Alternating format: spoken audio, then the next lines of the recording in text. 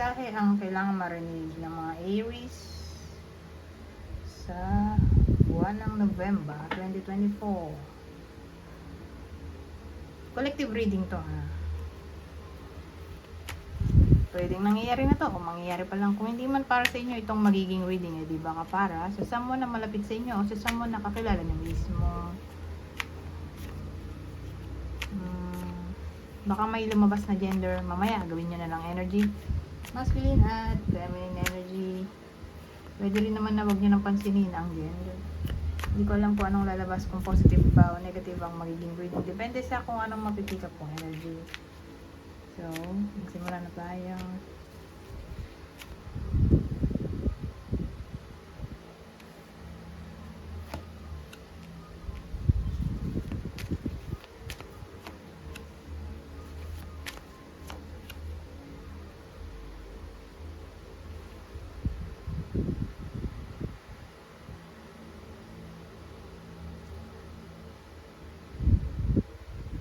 Well, ang dating kasi may OFW na umuwi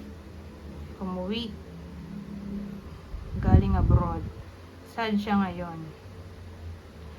kasi ewan ko, unrequited love eh.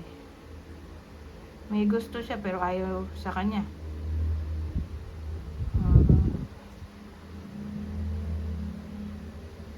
Baka hiwalay na sila nung person niya, pero mahal niya pa. Kaya lang hindi niya alam kung gusto rin ba siya nung gusto niya. Whether ex to o crush. Pero kahit ganun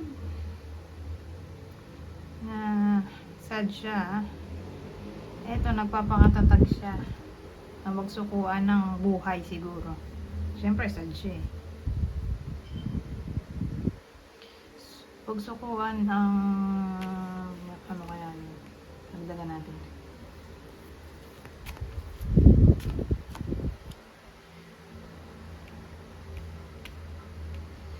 Eh ano to? Ito kasi yung card ng ano eh, ex, usually ex.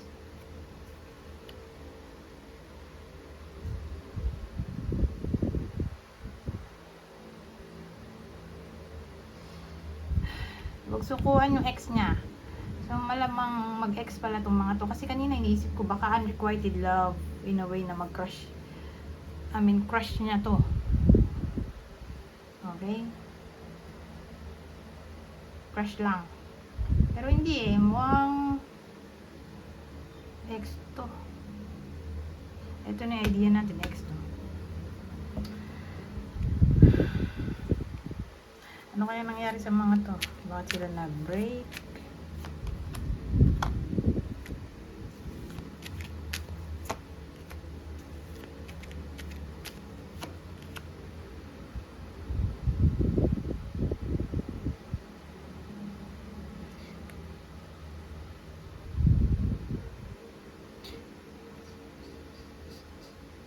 Kasal siguro sila. O pamilyado. Pamilyado na lang. Although may nakalagay na marriage doon, pero sa akin, ang marriage card ay, para sa akin, Ten of Pentacles. Ito, live-in siguro. Pamilyado, live-in. Na para bang may someone na naging marupok. O uto-uto.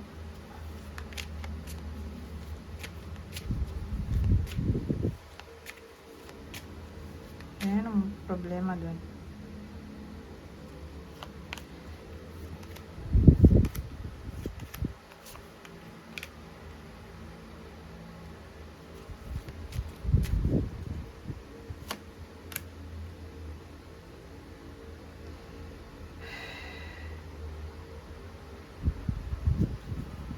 Parang na-bored na eh sa connection.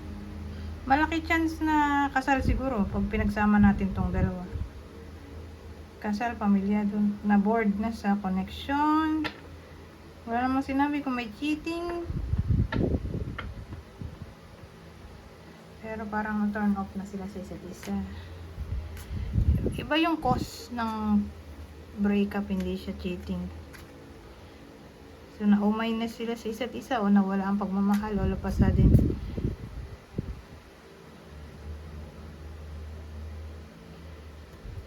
So, again, walang cheating. Iba yung cause. Hindi siya cheating.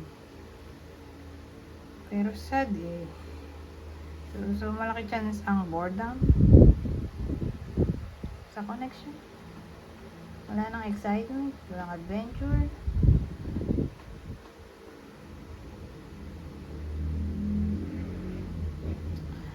Anyways, ano pa bang masasabi dito? Anong mensahe nila para sa isa't isa ngayong hindi na sila nag-uusap?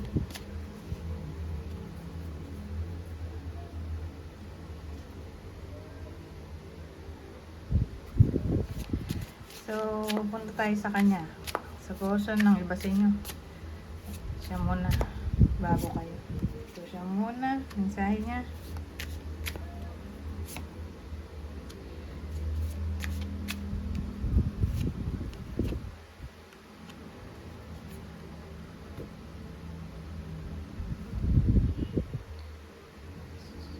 Overwhelmed daw siya o na-stress siya.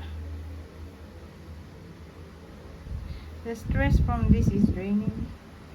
Na-stress daw siya sa nangyayari sa connection nyo. Guilty. Sabi, guilty. I feel pain from the damage I have caused. Guilty daw siya sa ginawa niya. Nagawa niya. Kaya break na kayo. O yung iba sa inyo. Understanding. I see your side of the story. Naunawaan naman daw niya ang panig ng iba sa inyo. O ng kwento niya. Ayun, kayo naman, anong mensahe nyo para sa person nyo?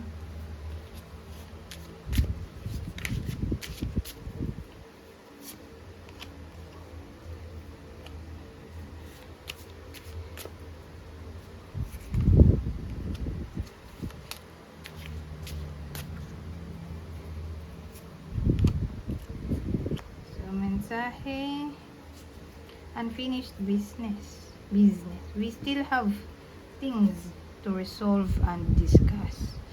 Feeling nyo ay may unfinished business pa raw, sabi. Feeling nyo may dapat pa kayong klaruhin. Parang may gusto pa kayong sabihin. Sa madaling salita. Ngayon, wala na kayong communication, parang may gusto kayong sabihin o iklaro. O pag-usapan o gusto nyo pa siguro maayos to. Broken. I feel shattered about this situation. So feeling broken yung iba sa inyo ngayon na hindi na kayo nag-uusap. Feeling nyo nabasag ang pagkatao nyo. Reminiscing, I miss inside jokes. So, kayo yung nakakaalala dito ng mga nakaraan. Magagandang nakaraan.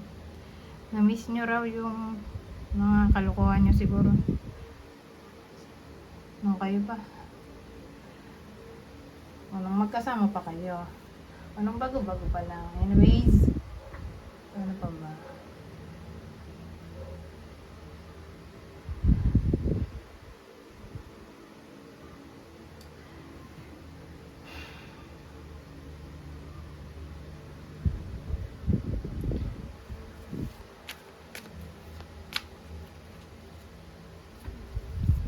Anong future?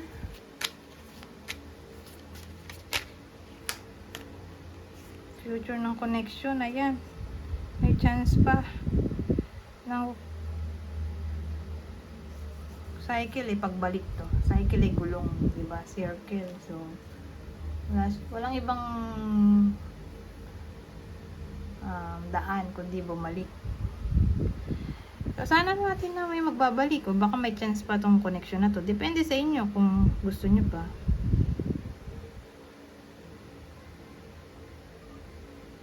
Pero, yun nga, may chance na mag-reconnect o mag-reconcile pa.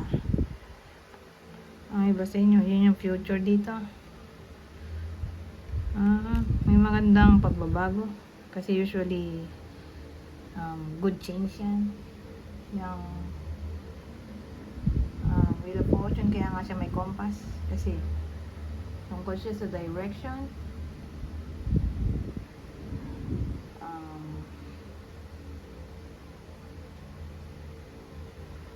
So, chance na magkita, chance na mag-reconnect.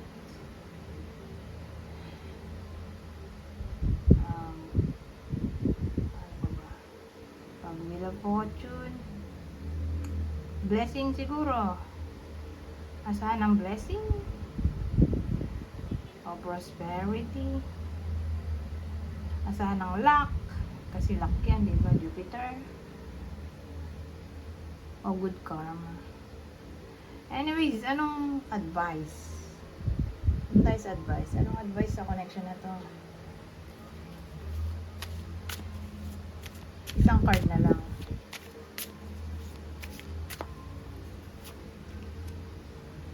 Knight of Pumpkins.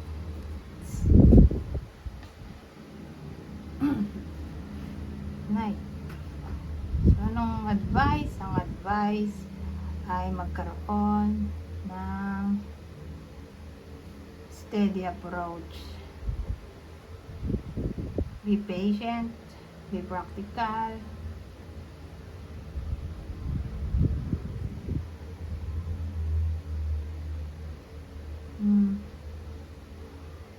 Yun lang naisip ko.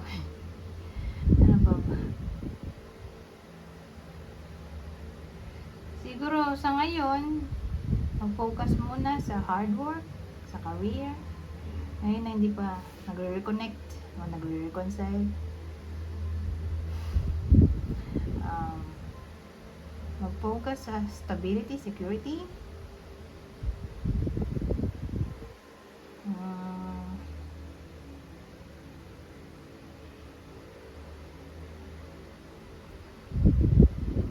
Ewan ko, ang dating kailangan mag-focus yung iba sa inyo sa sarili nila.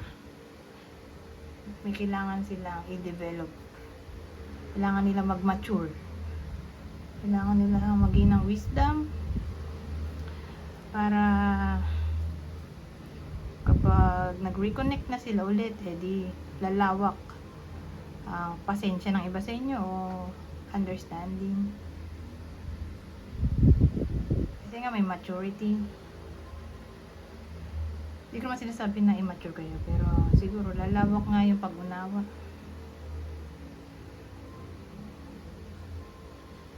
O siguro bigyan ng chance yung tao, yung person ng iba sa inyo kapag nakita nyo nag-e-effort sila. O pag nakita nyo nagbago sila in a good way. Dun lang makipag-ayos, di ba? Mag-observe muna. Ganyan ang dating. Kung sakaling bumalik man, observe muna. Huwag magpadalos-dalos kasi slow moving yan eh, ang Knight of Pentacles. Slow moving knight.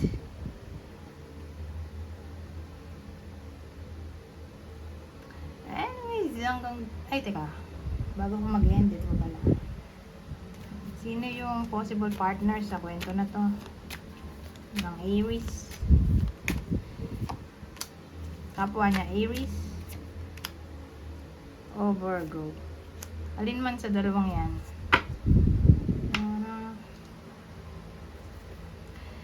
Anyways, hanggang dito na lang. Goodbye for now.